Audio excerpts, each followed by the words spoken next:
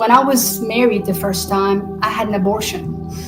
I found myself in a bad situation. I was married, but as you know, I was in an abusive relationship, and I remember waking up to the smell of coffee, and it made me sick. I'm like, what is that smell? I knew.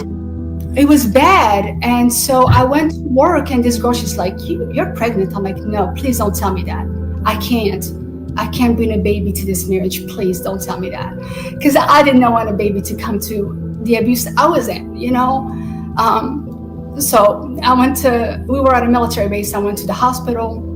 She did a test and she said, I'm sorry, you're pregnant. And I said, no, it has to be, just do another test. She's like, okay, well, I'll do a blood test, but I'm telling you, you're pregnant.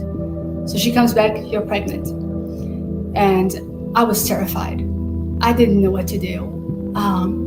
I just knew it was over. My life was over.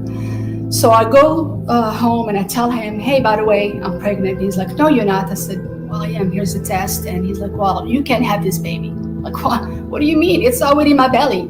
Now, I didn't know what abortion is. I had no clue. I was very sheltered as a kid. I didn't know a lot of things. He's like, I'm going to take care of it. So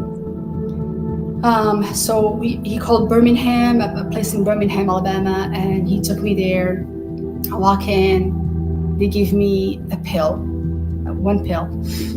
And she walks me to the back room and lays me down like you are in an OBGYN place. And there was no explanation. There was nothing. There was nothing. Just laid me down and went in and literally ripped my inside out.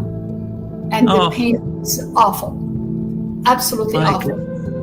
And I came out and I was just in tears, broken in tears. And again, I wasn't a Christian. I didn't know that what I did was wrong and it was against God until I became a Christian.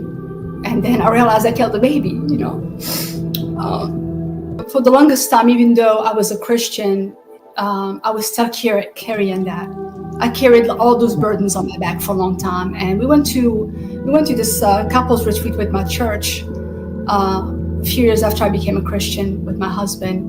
And at the end of the conference, the guy said, whatever you came with, come to this altar, leave it here. And I just prayed. I said, God, please help me forgive my grandmother, help me forgive my ex-husband, and forgive me for what I've done.